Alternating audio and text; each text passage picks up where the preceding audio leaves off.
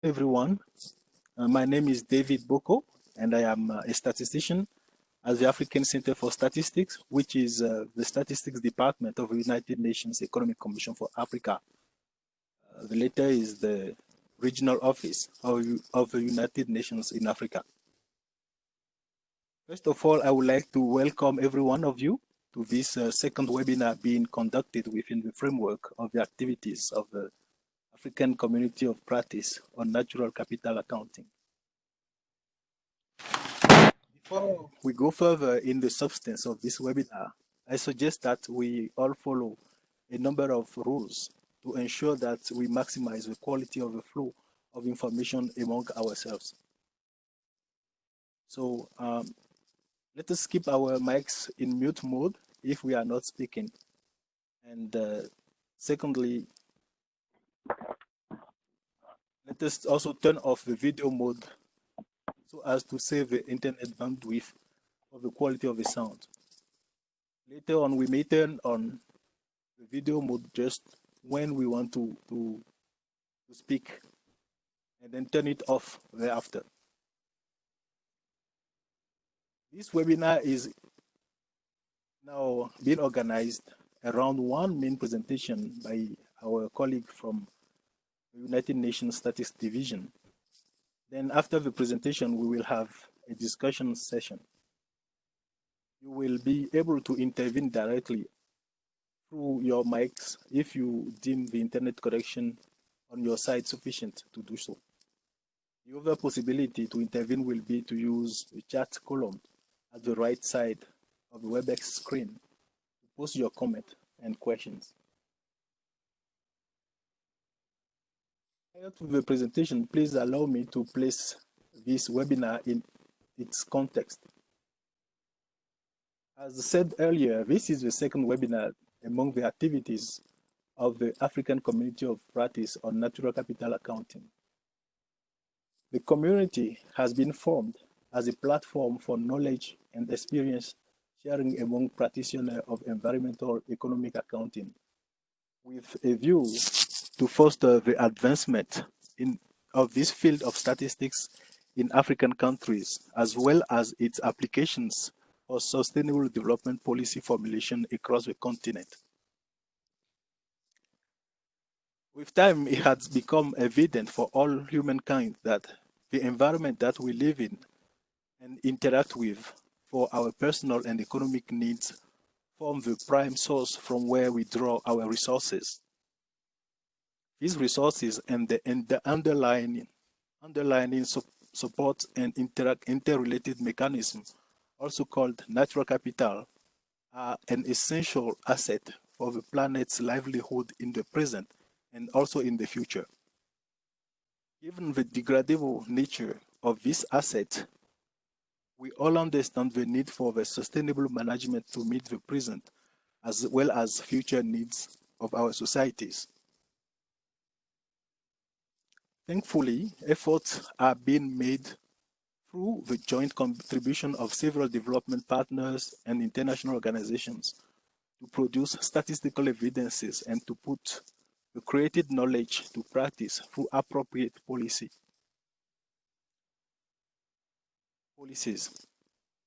The variety of interest for natural capital is large due to the multiplicity of contexts and conditions and of stakeholders in each country. In this context, it becomes evident to ensure or essential to ensure a good coordination among all institutions that take part in the development of the statistics and account for their suitable interpretation and use for their intended purposes. African Natural Capital Account Community of Practice serves as one instrument for this coordination, for instance, through events such as this webinar, but also through regular discussion among interveners through different or diverse channels. Besides, and importantly, the use of international standards that are commonly developed and agreed upon by all interested parties are also part of the coordination mechanism ensuring, therefore, the alignment of the understanding of the concept and methods that guide the production and use of the statistics and the accounts. In order to ensure and maintain their broad and continued relevance, these international standards undergo periodical revisions to take in consideration the latest development arising in their fields. This is actually the case for the SEEA Experimental Ecosystem Accounting Manual, which is currently undergoing a revision. Experimentations of ecosystems accounting have been underway for some time already in Africa. This provides an opportunity for African countries to actively engage and make their experience and lessons learned count in the outcome of this revision. Mrs. Alessandra Alfieri, through her presentation, will elaborate more on this revision. A few words about Mrs. Alfieri. She is the chief of the Environmental Economic Accounts section at the United Nations Statistics Division. She is also an expert on ecosystem accounting. She served on the 2012 SEEA Experimental Ecosystem Accounting Editorial Board that provided technical guidance on the 2012 Ecosystem Accounting Guidelines. Having said this, I will now pass the floor to Mrs. Alfieri for her presentation.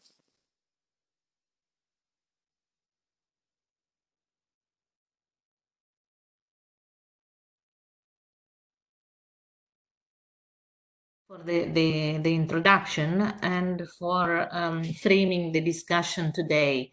Can you see the screen? Yes, it's visible. Okay, perfect. Thank you. I would just I would like to frame a little bit the work that is going on in the revision of the ecosystem accounts at the global level, and also leave some time for the discussion on how do we engage better with the especially within Africa, and what are the possible entry points for the countries participating in the community of practice, and more broadly to engage with the revision process, and more broadly with the implementation with the work program on the SEEA. So just to give a little bit of an overview of how this all came about, I mean, we all know the system of national accounts that started after the the World War, and it went through a number of updates. The first one was developed formalized in 1950s. And now the latest version is in 2008. The idea of the national accounts is really to measure economic performance and develop a series of economic information for economic analysis and policy formulation. So the focus is very much on the functioning of the economy and the performance of the economy. But it did not take into account the environment. So there are serious limitations in what in the economic indicators, in particular GDP, that comes out from the national accounts, so the idea was, how do we take better into account nature and the contribution to nature to the wealth of a nation and to human well-being. So actually what is going on now is that the SNA is being revised, and the idea is to take a much broader approach to look at the impacts also of globalization, digitalization, and well-being and sustainability. In particular, for the agenda related to sustainability, there is a working group which is actually working mostly composed with people within the environmental economic accounting community, to see what are the parts of the SEEA that can be included in the mainstream SNA. But the whole idea now of the revision process is to kind of look at the rather to look at the SNA exclusively, is to look at the system of accounts, where the SNA would focus mostly on the economy and the relationship of the economy with the social and the economic sphere. The SEEA will focus on measuring or having an accounting framework for the environment and the relationship with the economy and the social aspects. And then eventually also the development of an accounting framework for the social aspects, which will look at the relationship between the environment and the economy. So why using an accounting approach? So the whole idea is to apply the accounting principle to organize the information on the environment. A lot of the information exists, but it is dispersed in different ministries. So what the accounts does is organize this information into a common framework, which and tries to also give us a common language and a common space where representatives from different ministries and the statistical office can actually talk using a common language. So the information that is generated then from the accounts is internationally comparable. It also provides broad credibility as it comes from a national statistical office. And this was a clear message that came out from the first webinar, in particular in the case of South Africa, that produces the accounts, and they are actually released in close collaboration with the Ministry of Environment and with the SAMBI, but the accounts are actually released by the National Statistical Office. And also it provides replicability because it's based on common concepts and definition and classification, which can be applied over time, and thus we can develop time series. So the idea of organizing the information of an accounting into an accounting framework is to transform data into information, and we do this in a systematic way. So what is the SEEA, and I mean, when did it start? So the first SEEA actually was issued in 1993 after the Rio conference, and since 1993, it has gone through several steps and several iterations and improvement until in 2012, we had the SEEA Central Framework, which was adopted as an international statistical standard. So the SEEA Central Framework basically takes the perspective of the economy, and it looks on how the economy uses natural resources, and generates also and uses the sink function of the environment in terms of receiving emissions into air and into water and wastes.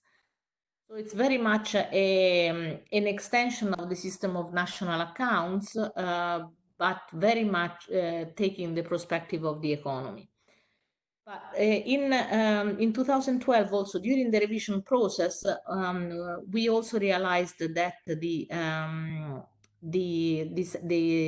SEEA Central Framework was not enough, that we needed to take a much more an ecosystem perspective and look at the functioning of the ecosystem as an integrated system, and how the ecosystems provide services to the economy. And so that's why we developed this first framework on the ecosystem accounts. So we issued it as experimental, basically with the idea of having countries experiment on it and move towards best practices on the ecosystem accounts. And this was quite a success, I have to say, because since it was issued in 2013, there has been a lot of testing and experimentation, which actually allowed us to move to launch a program of the revision of the SEEA experimental ecosystem accounts, the objective is to drop the word experimental and make it part of the official statistics.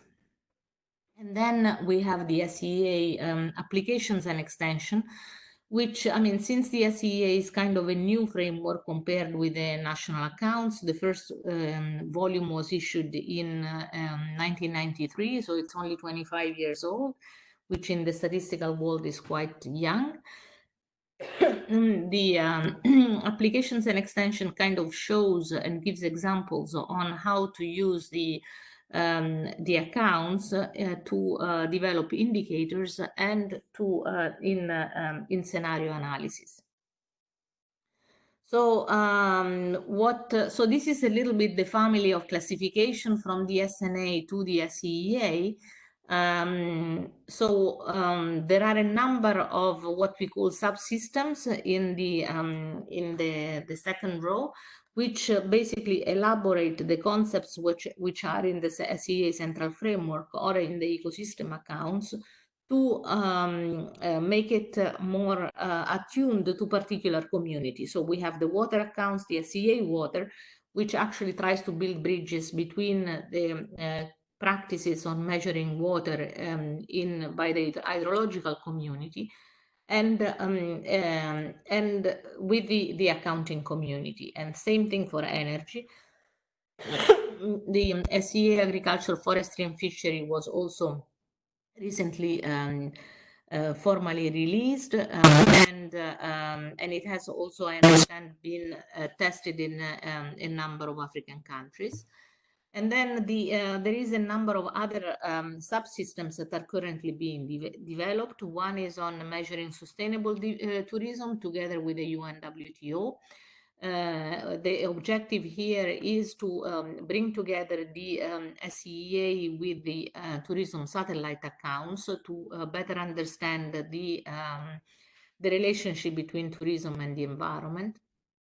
There is the ocean accounts, which the work is spearheaded by the UNESCAP, and the idea here is to understand how the ocean contributes to the economy, but also understand the functioning of the ocean ecosystems.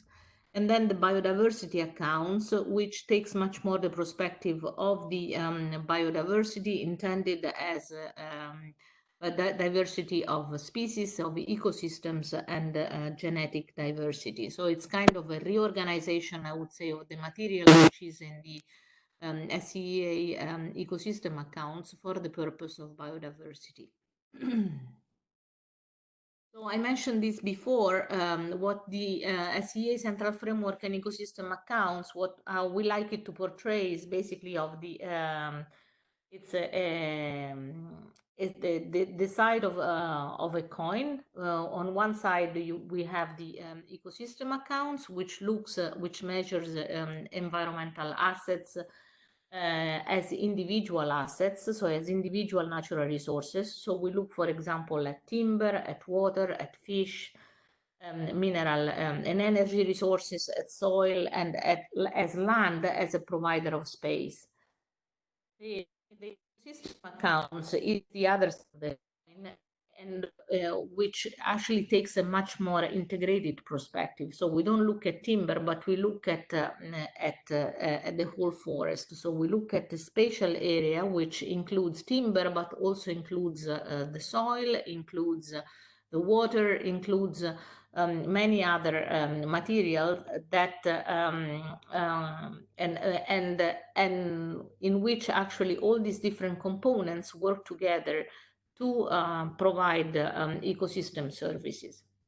We look at rivers, we look at coral reef, at wetlands, and so on. So it takes very much a spatial approach, and it measures for each of these ecosystem assets the condition and the ecosystem services that are provided both in physical and in monetary terms. So I'm not going to go into the details of the SEA accounting framework per se, but more kind of elaborating on what are the here identifying what are the entry points. So what can type of policies the SEA can inform. And here, I mean, of course, we have the World Bank program, the WAVES program or GPS program is that has now has transformed into a GPS program. Is very much linked to the implementation of the SEA, and in particular with a focus on the implementation into policies. The TEEB, the economics of ecosystems and biodiversity, also would use SEA type of information to mainstream the environment and the ecosystems into policies. The biofin looks at the expenditures for biodiversity, and this is basically one component of the central framework linked to the environmental protection expenditure accounts. There are a number of African countries that are actually part of the biofin initiatives, but this link between the SEA and the expenditure accounts with the expenditure for biodiversity as part of the biofin has not really taken place. But this is something that you guys could look at. There is also the page, which is Partnership for Action on Green Economy. These are all policy initiatives which often have a component, a data component. So whenever there is a data component, it is actually useful to build this bridge with specific SEA accounts. The Convention on Biodiversity, I'm going to talk a little bit more about this. There is now a process of updating developing the post-2020 biodiversity framework after let's say, the Aichi targets. And the post-2020 biodiversity framework will be accompanied with the monitoring framework with a list of indicators. And here also there is an opportunity to link these indicators with the SEA.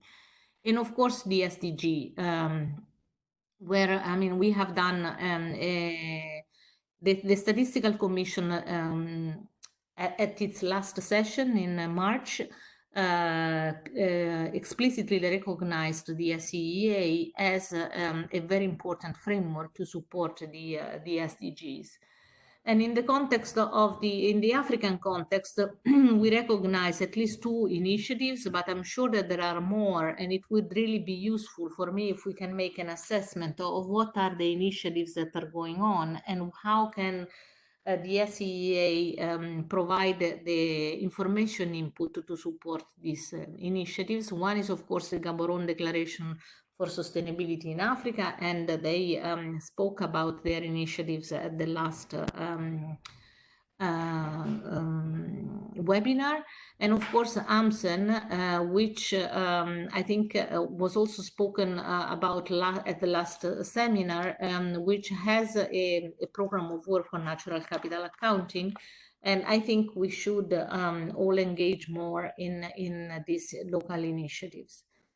In the context of the SEA and SDG, I mean, we have done a preliminary analysis. Of course, I mean, we can divide the goals into three pillars. The biosphere, which is kind of supports all the goals related to society and to the economy. And in the biosphere, we have the goal 14 and 15, which are life on Earth and life underwater, as well as goal 6 and goal 13. And and those are the goals that the SEA inform, I would say, the most. And as part of these goals, for example, in the 15.9.1 is actually a goal. We have an indicator which is related to the SEA, and which is number of countries implementing the SEA. What the SEA does, I think it's one of the strength is to try to integrate these three pillars, at least in particular the economy and the biosphere and the economy, and provide an integrated approach to measuring both the economy and the environment. And in doing so, it informs many of the indicators that are part of these goals. As I mentioned before, the CBD, there is now an opportunity to work with the CBD and another partner, in particular UNEP WCMC, to develop an OECD to develop this list of indicators. For now, the process is as follows. They have come up with a preliminary list, which is very, very long. It includes many targets and many indicators. We have done a preliminary analysis, which indicates that many of these targets and indicators can actually be generated through the SEEA. But the objective here is then moving forward in developing headlines of indicators, and we hope that here the SEEA can play an important role. We know that the SEEA is currently part of the target 13 in the current proposal, which is let's say, all the Aichi target 2. We have the SEEA in the monitoring framework, but we would like it to be much more integrated and serve as underlying framework for those indicators that it can support. And here we look at you in basically kind of encouraging also at the national level to follow this process and to kind of make the case to integrate the SEEA more strongly into the monitoring framework of the CBD. In terms of implementation, we have the Statistical Commission in 2013 set 2 targets. One, the target was to have 100 countries implementing the SEA by 2020. The second one is to have 50 countries implementing the SEA experimental ecosystem account by 2020. And to support this, the idea is to also develop training material, guidance documents, knowledge platforms, capacity building development projects. So to have basically a full implementation program associated with strengthening the statistical capacities in countries to implement the SEA central framework and experimental ecosystem accounts. And of course, this in partnership with the other agencies that also issued the SEEA. I forgot to mention that one important thing is that the SEA central framework has been issued by 6 international agencies, by the UN, the World Bank, the IMF, the OECD, Eurostat, and the FAO. And the adoption of the SEEA as international statistical standard also gives responsibility to these agencies to support its implementation. And this is actually ongoing. And because of this commitment also of the international agencies and of countries to move towards implementation, we are very close in meeting those goals. We have about 90 plus countries implementing the SEA central framework and about 40 countries implementing the ecosystem accounts. And we still think that it would be possible to meet these goals by the end of the year. We are going to run a global assessment after in the fall, let's say September, October for those who are in the southern hemisphere, to basically assess how many countries are now compiling the SEEA, as well as to kind of have a better understanding of countries' needs especially countries' needs and countries' priorities, so that we can better direct our implementation program towards those needs. So if we look at the SEEA in Africa, we have we have a number of countries that are implementing the SEEA, and actually they are playing quite a leading role worldwide in the implementation. We have a number of countries though that have not really responded to the questionnaire, and those are the gray area. And we hope that by 2020 we will be able to have a map which will be more representative of the activities in Africa, as well as, to put a little bit more blues, so that there is much more traction on the implementation in Africa. In terms of priority accounts, the accounts that have been compiled the most are the energy and the water accounts, followed by the land accounts. I think that this picture will also change quite quickly because, especially because in the context of land and ecosystem accounts, there is an opportunity now to increasingly Earth observation to compile these accounts. So there will be quite a big possibility to compile these accounts in using global data sets. So just to show a couple of examples of what's happening in Africa, and basically these are kind of examples that are being presented also at the global level. They are quite they have quite a relevance. One is the results of the SEEA accounts in South Africa, and I think a lot of you may have seen this, where basically they looked at the quality of the rivers at the national level. With the blue, they indicate the river that are in a natural or near natural condition, the yellow moderately modified, and the heavily modified and unacceptably modified, the red one. So what we see is from 1999 to 2011 that there has been a big shift and a big loss in the ecological condition of river, where a lot of these blue lines, or the river with near natural condition, were modified into heavily modified. It became yellow and orange.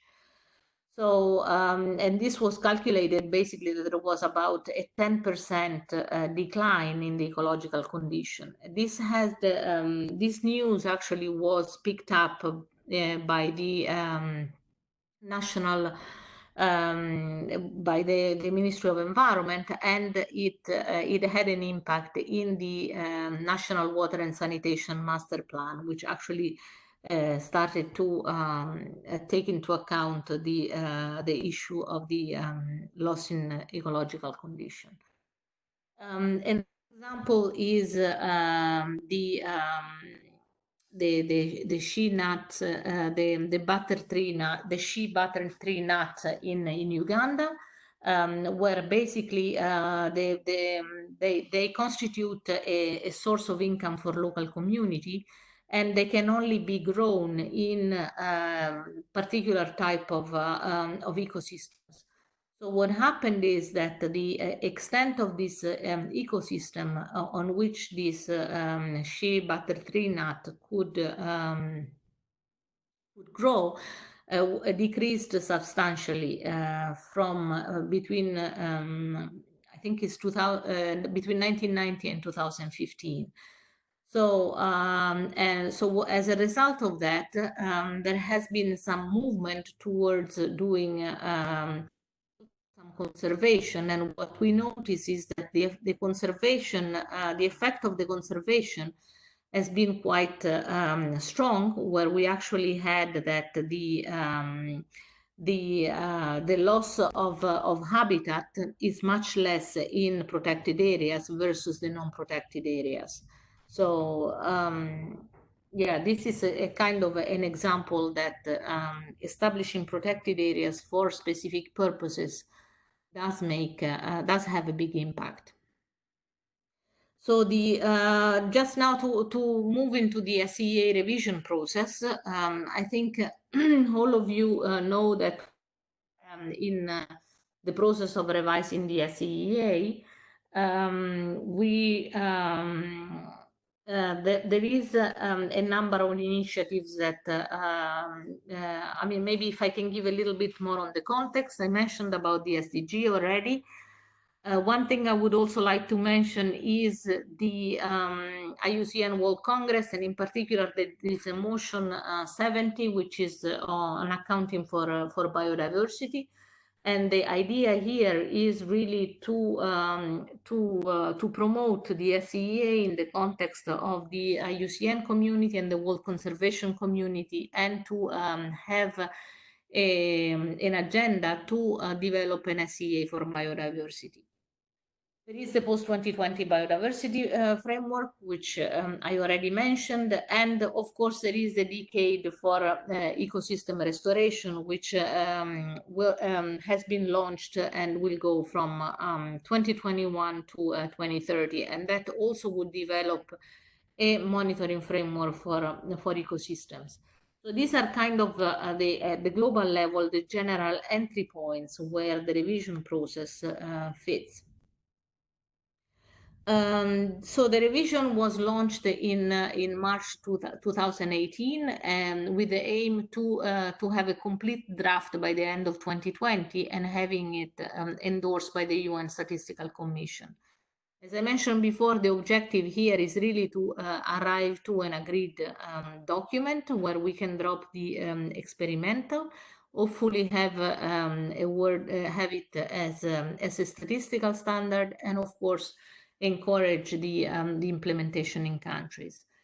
One of the key characteristics of the revision process engagement with the various stakeholders. So we have actually broadened very much the scope of the people who have been involved in the revision process beyond the statistical community, to also include scientists, ecologists, environmental economists, earth observation experts, and so on. So it has been quite an extensive process, and from which we have actually learned a lot from experts from this different community and integrated their expertise into the accounting framework. So we had over 100 experts that contributed to the discussion of papers, and more than 500 that actually have commented on the draft papers. So maybe a little bit about the governance of the revision. There is a UN Committee of Experts on Environmental Economic Accounts, which is a group established by the UN Statistical Commission. It is an intergovernmental group, so it includes countries and international agencies. And they have been given the mandate by the UN Statistical Commission to advance the research agenda and mainstream the SEEA into policy. There is under the committee, there are different groups that are working, and I'll say a little bit more. One of these groups is the Technical Committee on the SEEA Experimental Ecosystem Accounts, which is chaired by Anton Storer from Eurostat. Within the technical committee, we also have different groups that specialize, that work on particular topics. And these groups involve collaboration with different communities. For example, when we talk about the spatial units, we have a representative from NASA and the European Space Agency, IUCN, and so USGS. So the idea is really trying to build on the expertise from this community to develop a framework for spatial units, as well as a classification of ecosystem types. Working group 2 is on ecosystem condition, and here this is chaired by Joachim Mass of EU JRC, and here also the composition involves, in addition to environmental accountants, also experts from the scientific community, and the objective here is to define what we mean with measuring condition and what are the indicators to measure by ecosystem type. The ecosystem services group is chaired by Lars Hein, and here the idea is to come up with agreed definition and classification of ecosystem services. And it's very much closely related to the working group 4, which looked at selected ecosystem services in detail and identify basically for these selected ecosystem services the measurement, the physical as well as the monetary framework to measure those ecosystem services. The working group 5 is on valuation, and valuation still remains a big elephant in the room. The idea here is to basically understand how we can apply the market valuation principle of the SNA to non-market goods and services that is the case for most of the ecosystem services, in particular the regulating and cultural services. And we have now completed the 4 chapters on valuation, measuring both the flows and stocks, which are out for global consultation. And then there is a subgroup on biodiversity, which is more cross-cutting groups and tries basically to identify how to better reflect the consideration of biodiversity throughout all the other groups. So the SEEA revision process, the overall line, I mean, I would say what we are going to do next. At the moment, what we have is some of the chapters that are that have been completed and are out for global consultation. And the next steps would be to complete the whole document, let's say after the summer, and then have another round of global consultation on the whole document, and then submit it to the Statistical Commission. So here, very much, we would like to encourage you to look at the chapters and maybe also organize some type of national consultation and come up with and provide comments on maybe even what you think would be most relevant in your own context. So I think did I skip something? No. So maybe if we can talk at the global level, what is the general governance and what are the possible entry points? I mentioned that there is the Committee of Experts on Environmental Economic Accounting, which was established by the UN Statistical Commission. And the Committee of Experts on Environmental Economic Accounting works on 5 areas. So one is coordination and promotion.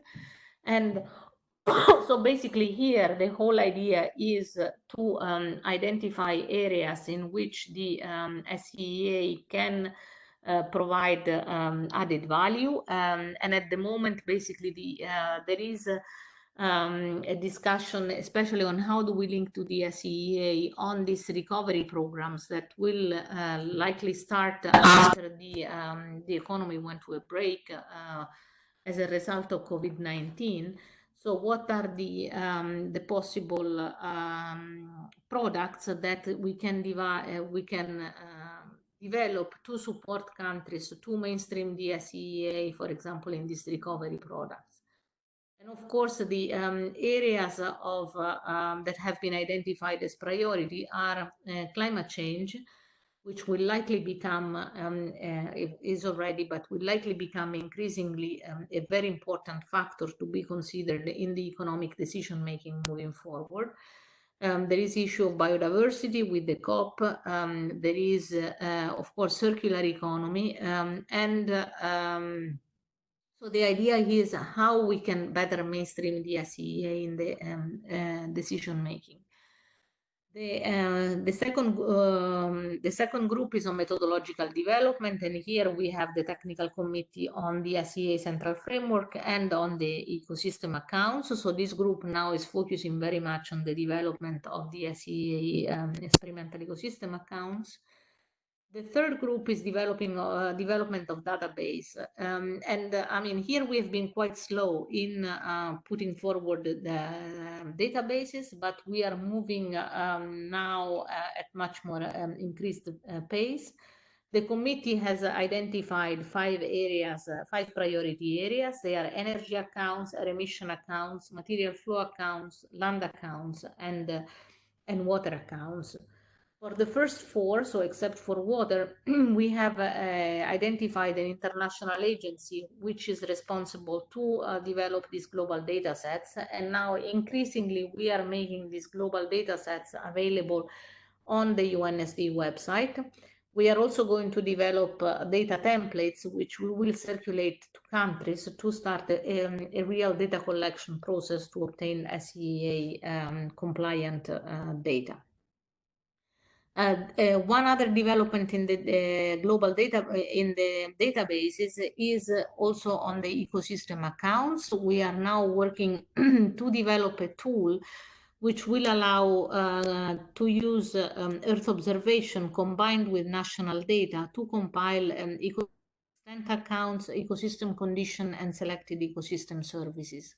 So this would be kind of a game changer, because it will be kind of a starting point that for all countries that want to compile the accounts, and then can improve on what this tool would generate. The fourth point is implementation of statistical capacity building, which is actually led by Statistics South Africa. One of the main objectives here is really to understand what countries need and to develop a program to support countries' needs.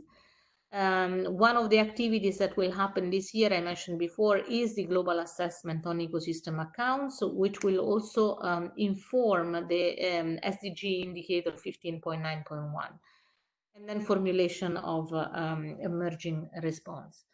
So in the context of Africa, there are a number of organizations that, I mean, UNCA is, of course, leading this work and works very closely with the committee. The question is, how can we develop a program of work exclusively for Africa? I am aware that I am really using a lot of the time. And I mentioned already a lot of this stuff. I would really like to move to the discussion questions here and to have a little bit of a conversation with you on where do you see the opportunities in the context of Africa. And my understanding is that there is an increasing interest by regional actors to take up the work on natural capital accounting. I mean, how can we better organize this work and coordinate this work? Maybe we can learn from experiences in other areas of statistics, like maybe the national accounts. How do we basically, I mean, what are the possible entry points in the short term and in the longer term to engage? Thank you.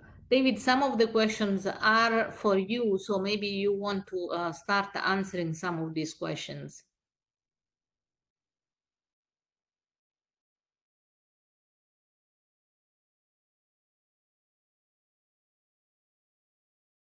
Thank you very much, Alessandra, for this broad overview of the process of the revision of the SEEA experimental accounting manual. Yes, concerning ECA, yes, ECA is keen in engaging countries in working towards sustainable development. From the statistical perspective, we have started something 2 years ago in 2018. Yes, exactly. That we have focused on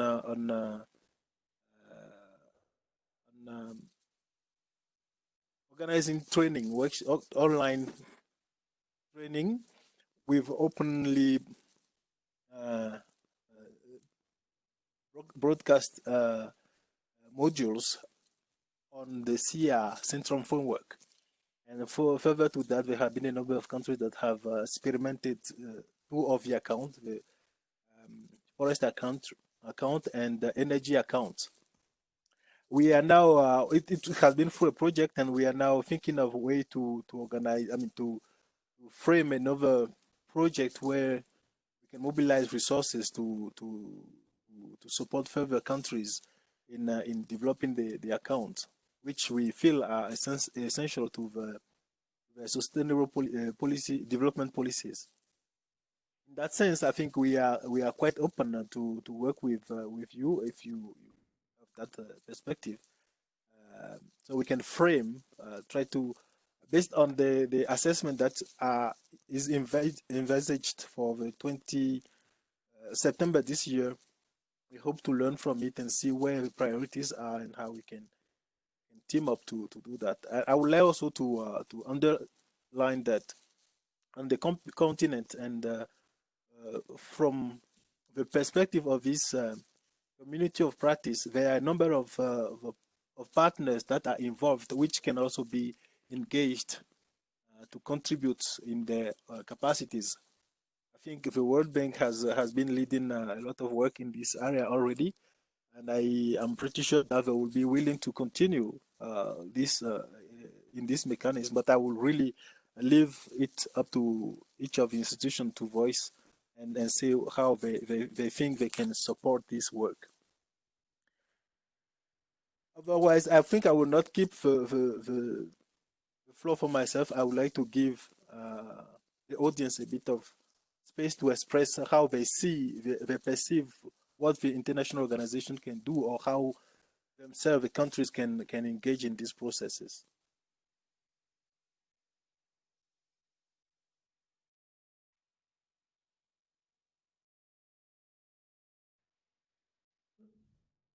Maybe, David, there are a number of questions in the chat, which I could try to answer. I think one of the question is whether it's possible to develop a mentoring system between countries, and I think that this is actually a very good idea, which we definitely can explore. When we had a project, for example, in Kenya and Uganda, the idea was where Kenya developed the energy accounts and Uganda developed the water accounts. The idea was that then they would work closer together, so that the Kenya would kind of support the implementation of the energy accounts in Uganda, and Uganda would support the implementation of the water accounts in Kenya. And I think that this is, maybe we can develop more broadly this structure, whether there will be some mentoring for countries who are more experienced to support countries that are less experienced in this space. One other question also that I saw was about the how will the SEEA be reflected in the economics of biodiversity review prepared by Partha Dasgupta? And I think there is a chapter which is still being developed. So what they have presented is basically the framework, and then there is another chapter which will deal more on the next steps and what do they recommend. And here I think there is an opportunity for the SEEA to be clearly recommended as a supporting framework for this work.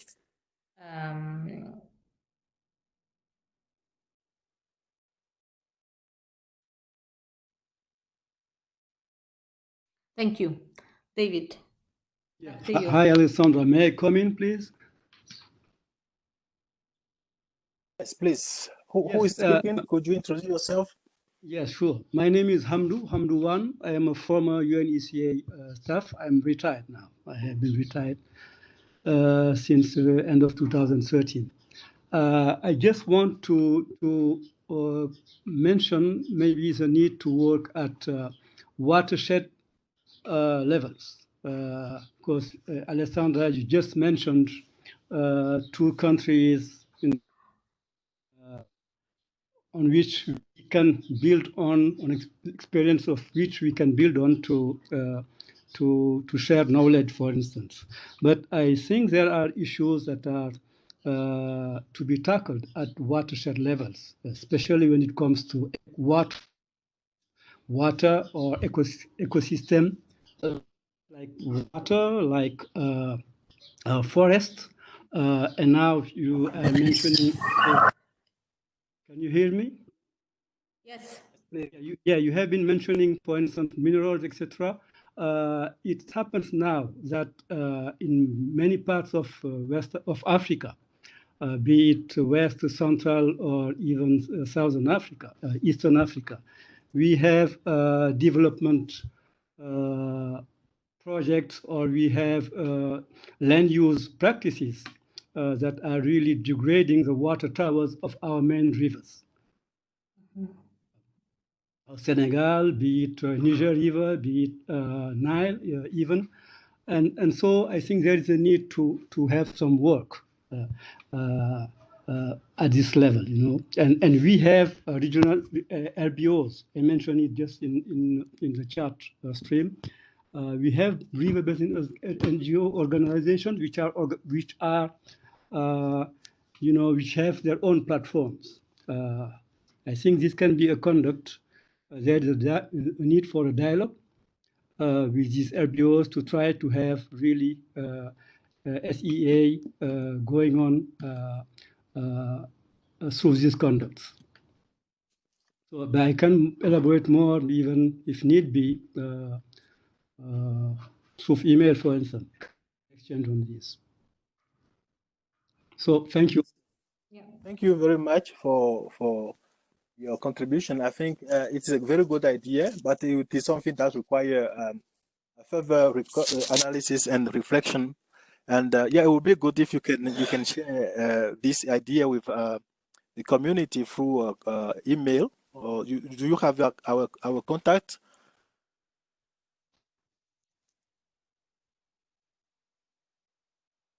I think if you are not registered, you may do so that we have your contact as well.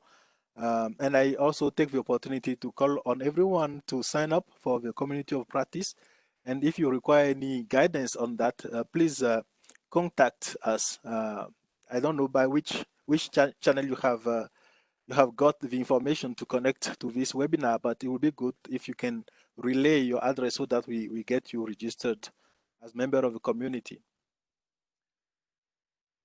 Sure, I will do that. I just want to add one topic which is really of interest also. It's about disasters. I think we should look at how we can, and I have spearheaded at ECA while I was there with colleagues from UNECLAC, capacity building on disaster on the DALA, actually, the damage and loss assessment tool. And I think there's a need to expand the DALA, for instance, which is a widely used tool by all the development community worldwide, by bringing in more outcomes, from this exercise, from SEA EEA process. It's noted. Thank you very much. There is another question, and I wonder if anyone wants to jump in among the different partners.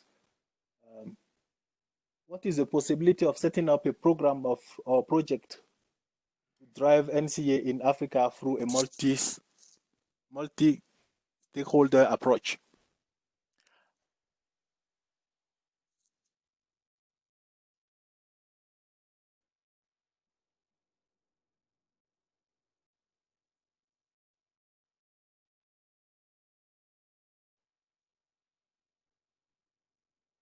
David, I don't hear anything. Oh, can you hear me? Yes, now I can. Yes. Yes, there was a question on possibility to develop multi-stakeholder project to support the countries. Do you see that as an opportunity? How do you feel about it? Not only you, but if other partners are also on board, they may jump in. Yes, there are a number of agencies that are supporting program, and including you at UNECA. So I mean, I think that the process would be it is. Yeah, it is something to, I mean, basically, I think being part of the community of practice also will give you a possibility to understand where what the options are, and ensuring that there is wide support in moving forward with the project. So I think also maybe the Sophia or the World Bank may want to say something in that space. Yes, thank you, Alessandra. I think that setting up multi-stakeholders, and also the last of your questions on working groups to facilitate regional interactions is really very interesting, and I think that will be very fruitful. So we would like to facilitate this, as there are many countries that already are active in this space. I believe that it could be possible if there are multiple countries in the same region with shared ecosystems that would like to form a working group and start to do something, to produce some concrete output. That would be very interesting, and we could look into funding possibilities for that. I can't say that we have it right now in the community of practice, but we are just in the starting up phase, and we have many partners. So I would be very happy to hear about interest from multiple countries on that.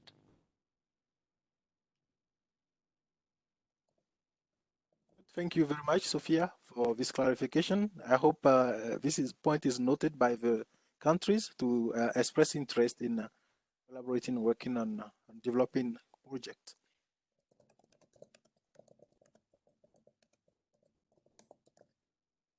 I've seen, I think, most of the other things that have come up are comments, which we will take note of and reflect on as partners of this community of practice.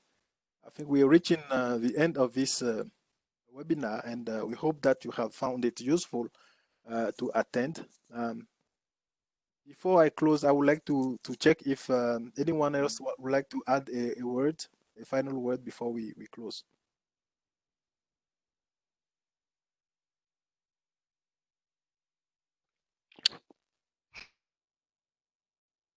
This is Sophia again. Just thank you very much, David, for your nice facilitation, and to Alessandra for presenting this. I think it's a very good way also to keep in touch with the whole group, and we will, as you know, there is a whole slew of webinars coming up, so please stay posted.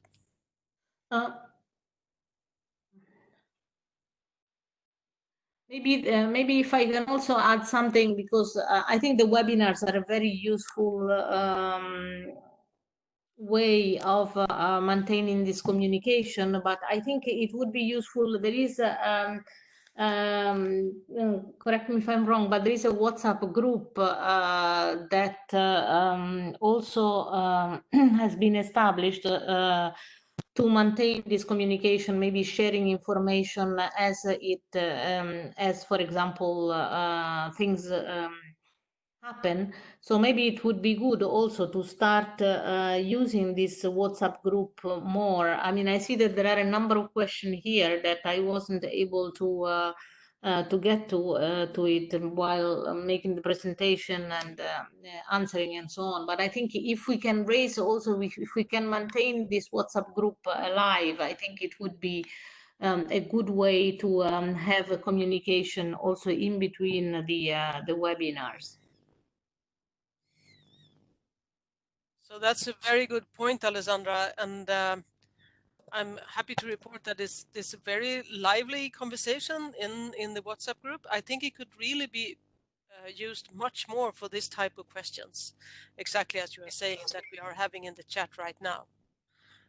So I really want to pick up on that and encourage everyone. And if you are not as yet connected to the WhatsApp group, so if you sign up to the community of practice and give your phone number, we will automatically sign you up to the WhatsApp group as well. And you can also just send your phone number and be a part of the WhatsApp group if you want to do that. Good. Thank you very much, Sophia and Alessandra, for bringing up this possibility to continue exchanging through the WhatsApp group. So on this note, I would like to thank you everyone for your interest in this webinar, and it has been for myself a very edifying to learn from you. And yes, let's keep in touch in a way or another. And I wish everyone a good end of the day or rest of the day. May God bless you, and see you next time. Thank you, David.